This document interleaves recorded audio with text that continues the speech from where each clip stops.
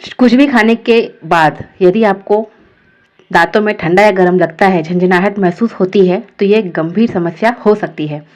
Sensitive दांतों की समस्या से परेशान लोग अपनी डाइट में भी बदलाव करके इन परेशानियों से बच सकते हैं।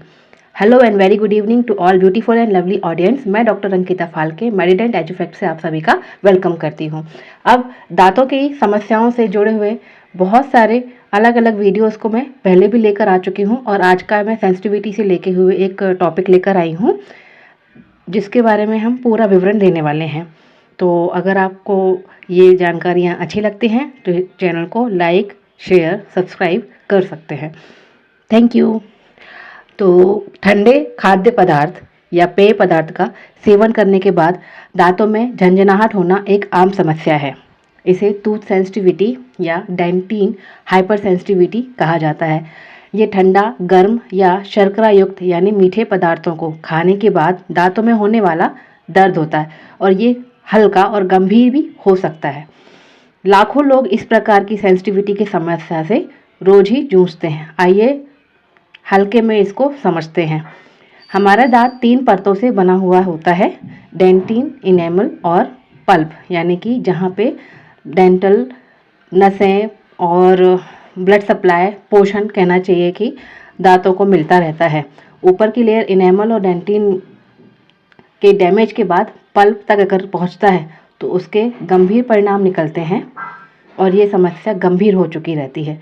बट आइए समझते हैं, अगर इनेमल और डेंटिन तक ही ये सीमित है और केवल इन्हीं को ही थोड़ा सा नुकसान पहुंचाया है, तो हम जब तक डेंटिस्ट के पास जाकर अपना इलाज नहीं कराते तब तक हम क्या कर सकते हैं और घर में ही इसको किस प्रकार से रोकथाम कर सकते हैं। दरअसल होता क्या है, कुछ खाद्य पदार्थों में खाने में पहले से ही जो मौजूद हमारे बैक्टीरिया रहते हैं वो अम्ल में बदल जाते हैं। ये अम्ल यानी कि एसिड दांतों को नुकसान पहुंचाता है, क्योंकि कुछ तत्व हमारे सलाइवा में भी होते हैं और वो माइक्रो ऑर्गेनिज्म को जब कुछ पोषण मिलता है और खाने के कुछ तत्व जो बचे रह जाते हैं या अच्छे से साफ नहीं होते हैं तो इनको उसको बढ़ाने में मदद मिलती है। और यही कारण होता है कि ये जो बैक्टीरिया होते हैं ये इस प्रकार से खानों के माध्यम से भी और अधिक पोषित हो जाते हैं और जब हम कुछ खाते हैं तो ये एसिड बनाता है और इसी प्रकार से ये एसिड दांतों की सतह को नुकसान पहुंचाता है। इसी प्रकार से डेंटिन की समस्या चालू हो जाती है। लेकिन अगर हम देखते हैं कि कुछ खाद्य पदार्थों का हम परहेज करें तो इस समस्या से बच सकते हैं। तो क्या खाएं और क्या ना खाएं, इसके लिए हम आज विचार करते हैं। सबसे पहले तो हमें उच्च फाइबर वाली जितनी भी सब्जियां होती हैं उन सब का सेवन करना बहुत ज़रूरी है और फलों का बहुत अधिक सेवन करें। सेब और केले का सेवन करें। जिनके भी दांत संवेदनशील ज़्यादा हैं वो फ्रूट सलाद या स्वादिष्ट स्मूदी वगैरह भी बना सकते हैं और इसमें दूध और फल का मिश्रण होता है। इसके अलावा आप होल ग्रेन यानी साबुत अनाज का उपयोग कर सकते हैं। जौ, ब्राउन राइस, बाजरा, ओटमील, इन सब में पर्याप्त मात्रा में फाइबर होते हैं और ये क्या करते हैं, मुंह में अधिक लार उत्पन्न करते हैं, जिससे दांतों में जो रसायन होता है, जो भी एसिड होता है, ये आसानी से हट जाता है। इसीलिए ही हमको फाइबर का उपयोग बताया जाता है, लेकिन सीमित मात्रा में ही होल ग्रेन का सेवन करना चाहिए। इसके अलावा जो हम सुबह अनहेल्दी नाश्ता करते हैं, काजू, बादाम और अखरोट और मेवों का सेवन आप ज़रूर करिए। इनके ही सेवन से हमको पर्याप्त मात्रा में विटामिन और खनिज मिल जाते हैं और ये सेंसिटिव दांतों के लिए अच्छे होते हैं। तो अनहेल्दी नाश्ते के बजाय हमको काजू, मेवा, अखरोट और पम्पकिन सीड्स, ये सारी चीज़ों को अपना उपयोग में लाना चाहिए। और इसके अलावा जिसमें कैल्शियम, प्रोटीन मिलते हैं, ये भी दांतों को स्वस्थ रखते हैं। फाइबर युक्त सब्जियों में आप गाजर, चुकंदर, ब्रोकली, ये सारी सब्जियां आप खा सकते हैं। इसमें अधिक मात्रा में फाइबर से लार बनती है तो सफाई भी अच्छी खासी होती रहती है। और इसके बाद अगर आपको खट्टे पदार्थ जो इसमें अधिक एसिड की मात्रा होती है, अम्ल की मात्रा होती है, तो इनको डायरेक्ट अवॉइड करना चाहिए, इनको खाने से बचना चाहिए। और वैसे इनमें विटामिन सी होता है जो कि हमारे लिए ज़रूरी भी है।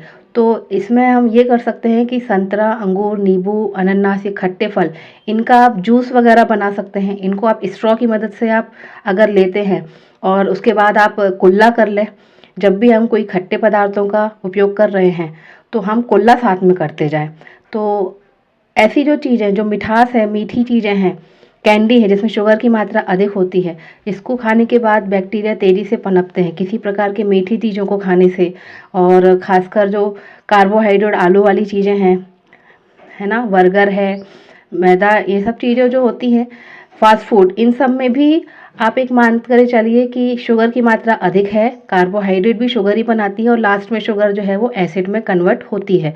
तो ये सारी जो चीज़ें हैं, ये सेंसिटिविटी के समस्या को इनडायरेक्टली बढ़ा ही रहे हैं।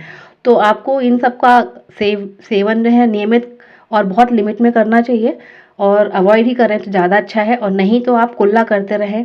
और इसके अलावा अपने दंत स्वास्थ्य का विशेष ध्यान रखें ताकि अधिक बैक्टीरिया ना पनप पाए। तो ये एक बार जो थोड़ा सा जो क्षय होता है, इसको बढ़ावे में और इनेमल के बाद डेंटिन और डेंटिन के बाद पल्प तक पहुंचाने में फिर इन बैक्टीरिया का भी बहुत बड़ा रोल होता है। इसलिए भी हमको मुंह के स्वास्थ्य का ध्यान रखना है। सोडा हुआ, आइसक्रीम हुआ, इन सब, सोडा में तो हर तरह के फास्फोरिक और सिट्रिक एसिड सबसे ज़्यादा होते हैं जो दांतों को डैमेज कर देते हैं। और इसके बाद चाय कॉफ़ी का भी आपको लिमिट, बहुत सेवन नहीं करना चाहिए। तो इन सब का आप ख्याल रखेंगे तो आप एक तरीके से सेंसिटिविटी की समस्याओं से बच सकते हैं। आप अगर इस प्रकार की सेंसिटिविटी की समस्या को रोकने में आप असमर्थ भी होते हैं तो फिर आप डेंटिस्ट के पास विजिट करें। उनके पास प्रकार के इलाज होते हैं जिसमें आप दांतों की सफाई, स्केलिंग, पॉलिशिंग से लेके अगर कोई क्षय हो गया है उस पे कोटिंग का इलाज भी होता है। तो आप समय व्यर्थ करते हैं अगर, तो इसमें आप अपनी ही समस्या को बढ़ा रहे होते हैं और दांत और मुंह का कहीं ना कहीं से नुकसान पहुंचा चुके रहते हैं।